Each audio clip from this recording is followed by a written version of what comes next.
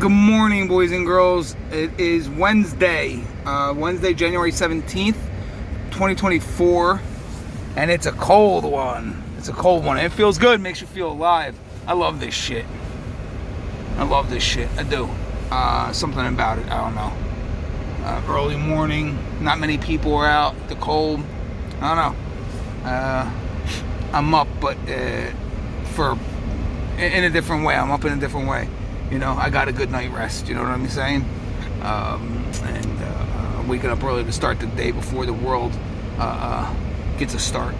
Anyhow, today I want to talk about I think it was my second arrest and my first amends, my first major amend I made once I eventually got in recovery. Obviously, there was a good time in between that. I went to... it was so we'll get right into it, I guess, huh? It was I had a pound of weed. All right, I had a pound of weed. I had full intention of selling it. I was in Fishtown and started to advertise a little bit, starting with my neighbors. I had it for maybe, I probably got it the night before. Didn't say anything to anybody. But the next day, I had told my neighbors, and this all started to snowball within like a half hour, I think it was.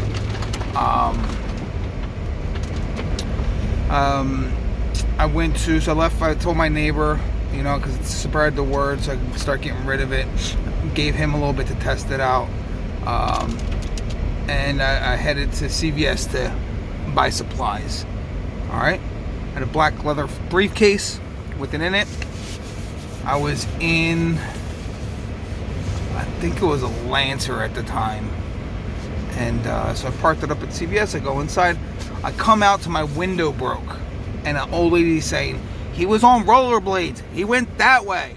This is in Fishtown, right across the street from the Port Richmond Plaza. Apparently he was back behind that neighborhood in the Port Richmond Plaza. So I kind of jumped in my car and just went that way. And then I seen this kid. No, I didn't see him. I'm sorry. I got to a point where there was all these cops at this house, okay? And cops were pulling up behind me. They had yet to, they didn't know I had anything to do with this yet, okay? And it all happened so quick. All of a sudden, they come out with this kid with rollerblades on and a briefcase. Two cops walk out of the house with this kid, and he points my way. I'm like 2 blocks away, more or less, and he points my way. And now they start walking towards me. I'm in this car with a broken windshield. Cops are behind me. I can't go forward or backward. I'm stuck. So I hop out of my car and I dart. Well, there was a cop standing there ready to stop me, ready to tackle me. And she was a female. I tackled her, straight laid her out. I jumped on her cop car. I ran over the cop car to another cop, and I kind of just jetted past him. He slowed me down, right? I forget what happened with him, but he slowed me down, you know, and I felt a boot in my back, and that was it. I tackled a cop. I got the shit kicked out of me. Somewhere there's pictures of, you can't recognize me. I was lit up. I got the shit kicked out of me. Lit up. So that was that. Went to court. Not a fun time again. Had gotten my freedom taken away again for a second time. Nothing too long, but enough to know that I didn't like it.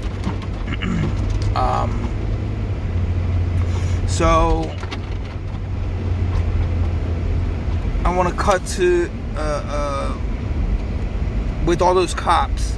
Eventually, through other arrests, through my addiction getting way worse, right? For that arrest, once I got sober, November 20th, 2012, eventually, after a good time in about a year in the recovery house, it might have been within a year, I went to it was the 26th district, the 24th to 25th are attached districts, and the 26th district. Those were all the cops that were at that arrest. So I went to the station. I went to the precinct, and I had them try to look up that arrest and the cops involved and that lady specifically.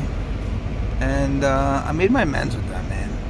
I told them they were part of my recovery and saving my life eventually. So I didn't get sober right after that. I wasn't bad yet. I haven't hit my bottom at that point yet, But I definitely, that story, I remember it, And they were just trying to do their job, man. They were just trying to clean the streets up from us causing chaos and mayhem for those that are living a normal life in society,